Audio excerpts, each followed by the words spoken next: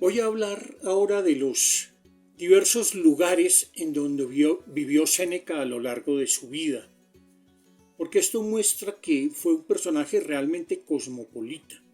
Aunque toda su vida se desarrolló en torno a Roma, él vivió en otras partes.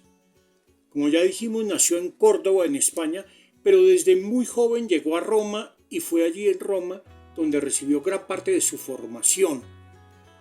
Estamos pues ante un personaje que es español por nacimiento, cordobés, pero un personaje de clara cultura romana. No se sabe con certeza a qué edad llegó Séneca a Roma, pero se sabe que ya estaba allí en el año 14, cuando murió el emperador Augusto y lo sucedió Tiberio. Tal vez es muy probable que haya llegado mucho antes a vivir allí con su tía Marcia, y allí estudió gramática y allí estudió retórica y allí se inició en la filosofía, tanto en la filosofía estoica como en otras filosofías, como veremos más adelante.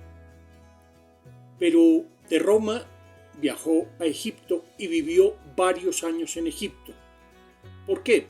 Porque Cayo Valerio, que era el esposo de su tía Marcia, fue nombrado gobernador de Egipto por el emperador Tiberio.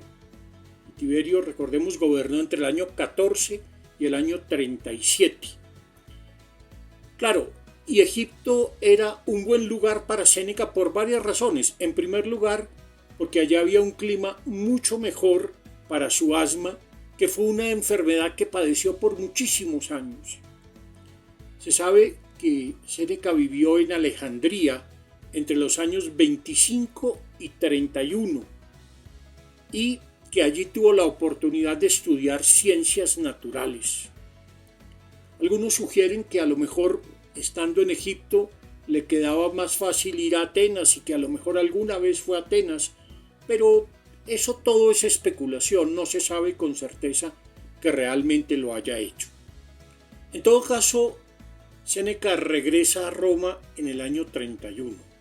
Pero su regreso es bastante trágico, porque la nave en que regresa naufraga y allí muere Cayo Valerio, digamos su tío político, el esposo de su tía Marcia.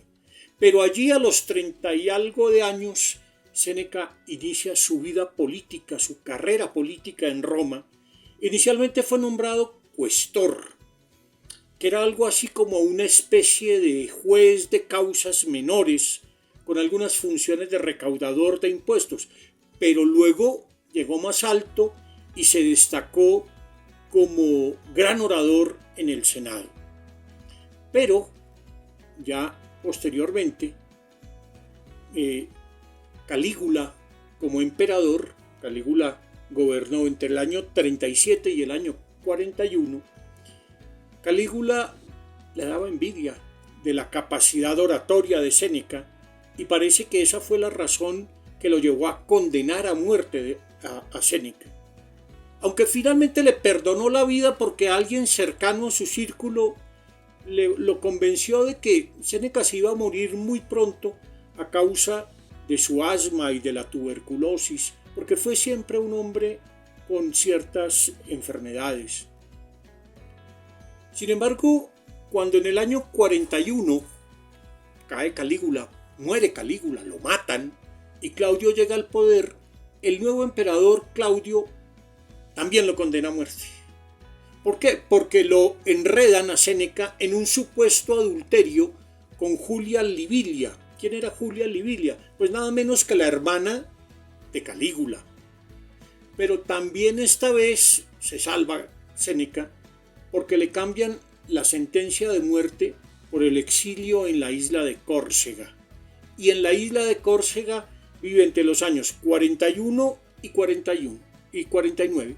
Y allí escribe, parece, algunas de sus obras, particularmente tal vez algunas de sus consolaciones, es posible que algunas de sus tragedias, pero sobre esto tampoco existe una certeza suficiente. Como vemos ya, Séneca vivió en Córdoba, en Roma, en Egipto, volvió a Roma, ahora está en Córcega hasta el año 49 en el exilio, pero en el año 49, Agripina, que es la mamá de Nerón, y es la nueva esposa del emperador Claudio, logra que Claudio lo perdone y que ordene su regreso a Roma. ¿Para qué? Para que Séneca se encargue de la educación de Nerón. Ya desde el año 49 hasta el año 65 sí vivirá básicamente en Roma. Pero en Roma va a ser un personaje destacado. Ya entre el 51 y el 54 se encarga de ser el preceptor de Nerón, que es el futuro emperador. Pero en el año 54, Nerón ya es el emperador. Y entonces Séneca tiene un lugar muy importante en el imperio. Es nombrado, junto con Burro, así se llamaba, que era el ministro, que era el hombre que se encargaba como de la parte administrativa y de la guerra y de otras cosas. Era como, junto con Burro, son nombrados ministros y consejeros de Nerón. Claro, Nerón es un muchacho de 17 años. Y durante esos años en que Séneca y Burro gobiernan el imperio con cierta autonomía, el imperio prospera en aspectos muy diversos. Son años, digamos, de gran progreso. Pero años después viene el Nerón que todos conocemos, que se deja aconsejar mal, que tiene malas amistades, que se vuelve cruel, arbitrario, que empieza a incurrir en todo tipo de excesos, que mata a todos los que se le oponen, incluida a su propia mamá Agripina. Bueno, pues finalmente Séneca es obligado a suicidarse por Nerón en el año 65.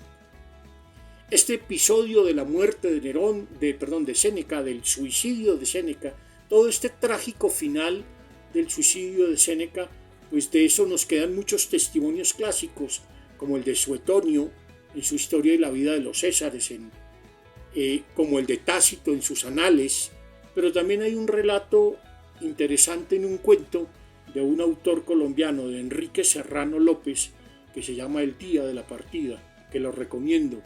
Es un cuento escrito por alguien que además ha sido alumno de nuestra facultad de filosofía y que ganó hace algunos años el premio de cuento Juan Rulfo. Le recomiendo que leamos este texto, El día de la partida.